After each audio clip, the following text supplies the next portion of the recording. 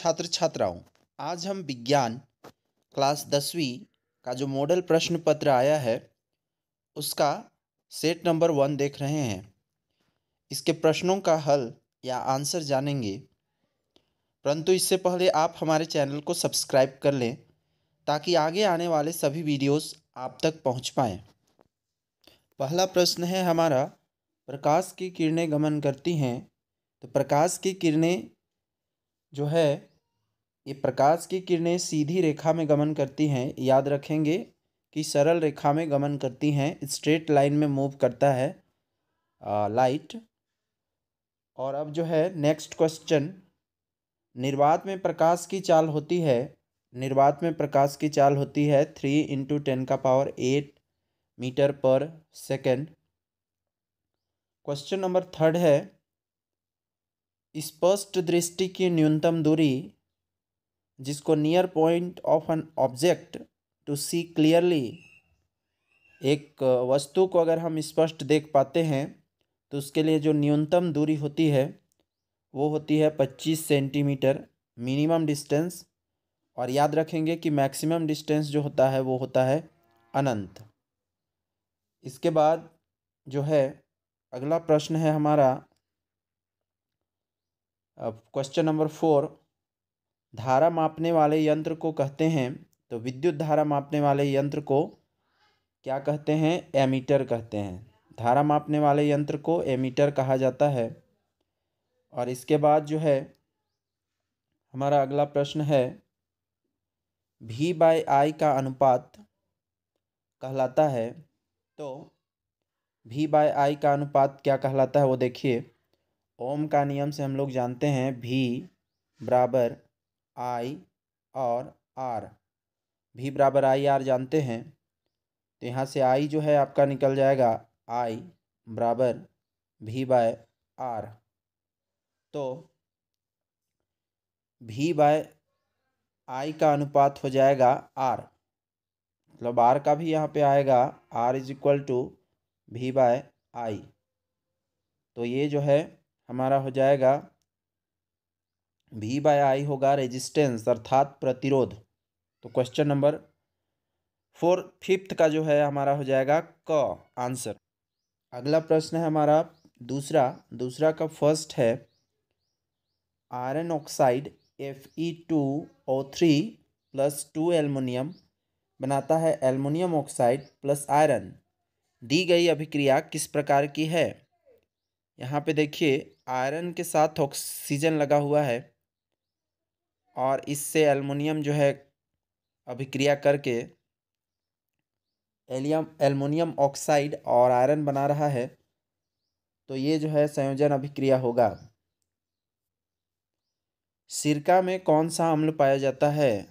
Second number, सिरका में कौन सा अम्ल पाया जाता है? तो सिरका में एसिटिक अम्ल पाया जाता है जिसका फॉर्मूला होता है CH3COOH,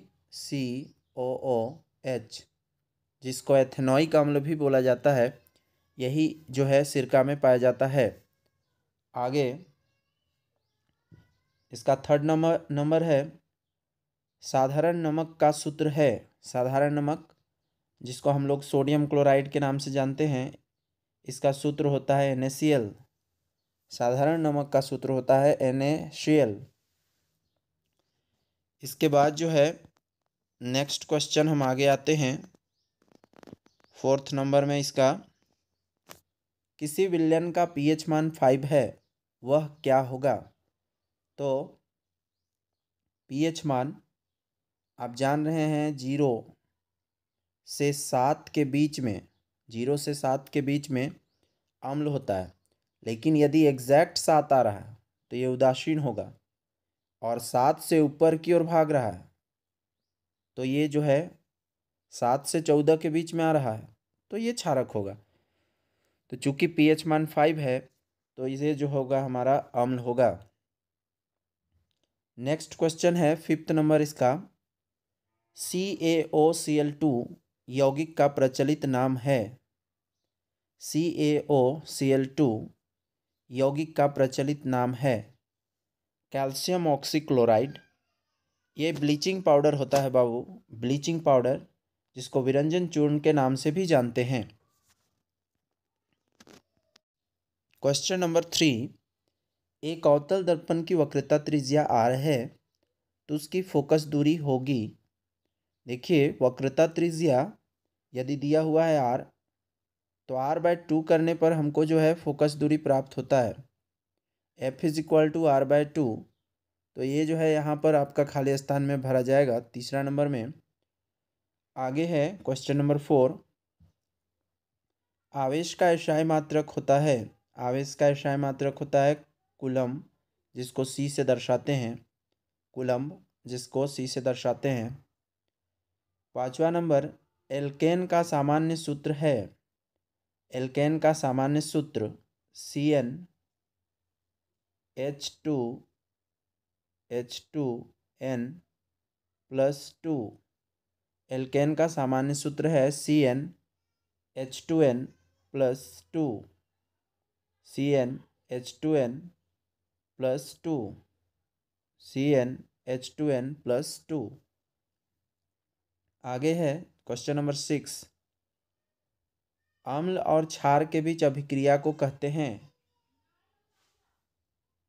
अम्ल और क्षार के बीच अभिक्रिया के फलस्वरूप लवण और जल बनता है।